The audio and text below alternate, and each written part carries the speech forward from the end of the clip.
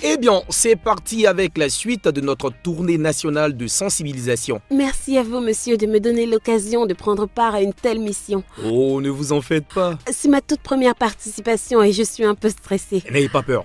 Tout se passera très bien. Si on pose des questions difficiles, je regarderai sans hésiter dans le budget citoyen pour répondre. D'ailleurs, nous allons faire quelques petits rappels le temps de notre voyage. Ce document que nous allons présenter à la population et que vous connaissez déjà est le budget citoyen pour l'année 2023. Oui, monsieur. Depuis 2019, ce document est élaboré et présente le budget de l'État de Côte d'Ivoire, c'est-à-dire comment l'État gagne et dépense son argent. Bravo, Miss Kwao. C'est ce document qui traduit le budget de l'État dans un langage simple. Il permet à la population de savoir ce que l'État veut faire pour elle. Il encourage aussi la population à payer les impôts. Super. Depuis 2019, nous parcourons les différentes régions du pays pour faire connaître le document à la population. C'est en vue de faire connaître les actions de l'État au profit de la population et de la sensibiliser et la mener à plus participer au processus budgétaire. Nous allons à Sakassou pour profiter de la rentrée budgétaire et faire encore passer le message aux populations. L'État travaille vraiment pour la population. Absolument.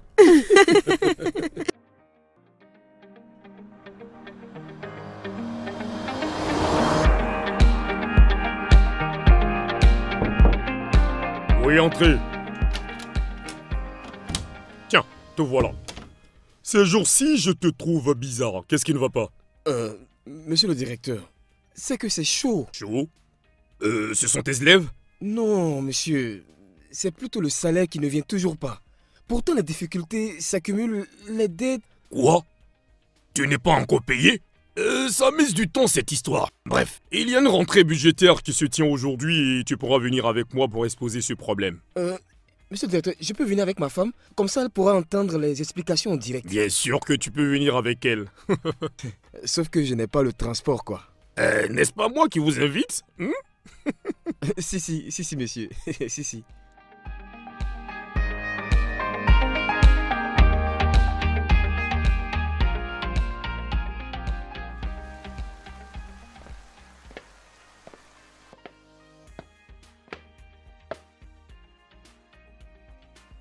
Merci à tous d'être présents à cette rentrée budgétaire.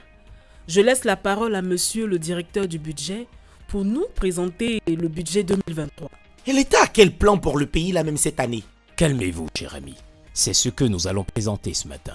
Eh bien, pour cette année 2023, le budget de l'État s'élève à 11 694,4 milliards, dont 3 107 milliards consacrés aux dépenses d'investissement. Ainsi, l'État va dépenser 1 674,5 milliards pour le secteur éducation-formation.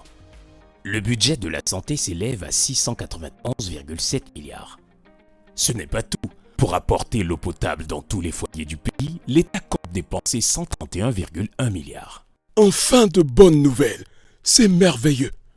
167,7 milliards seront consacrés pour financer le secteur de l'électricité.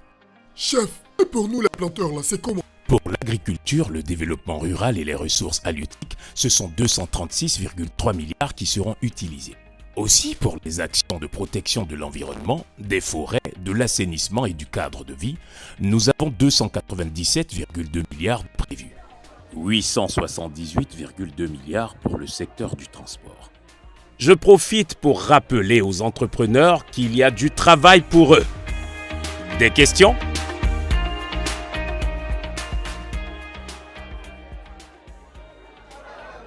Oui, monsieur, nous vous écoutons. En fait, nous sommes fournisseurs et nos dossiers sont beaucoup bloqués au niveau du contrôle financier. Je ne sais pas, qu'est-ce qui se passe? Cette question s'adresse à moi. Vous devez d'abord savoir que le contrôle financier ne bloque pas les dossiers. Au cours de l'exécution de la dépense, le contrôleur financier procède au contrôle a priori, qui consiste à vérifier si les documents sont bons et si les règles sont respectées.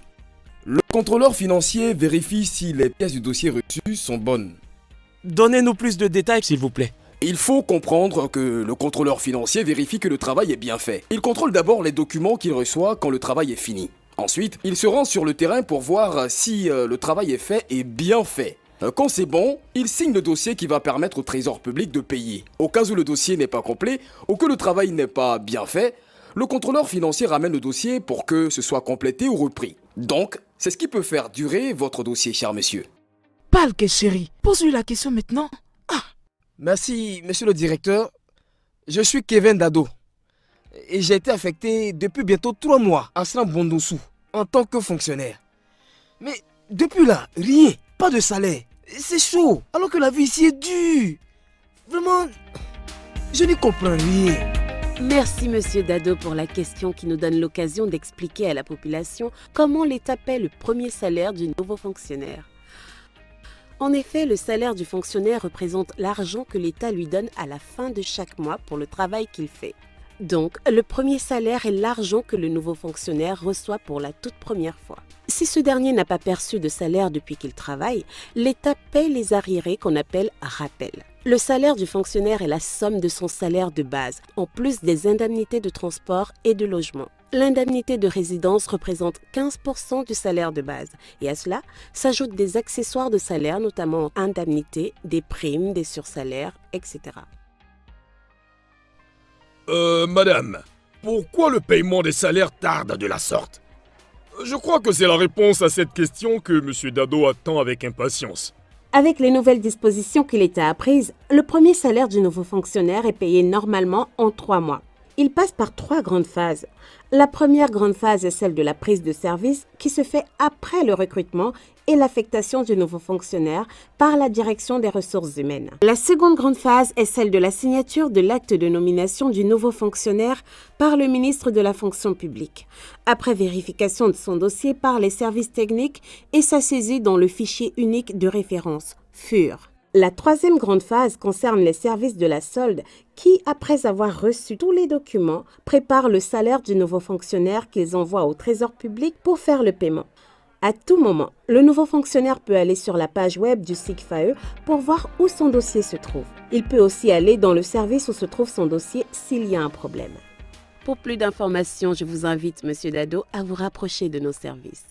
Pour finir, sachez que tout ce que j'ai dit se trouve dans le document Budget citoyen 2023.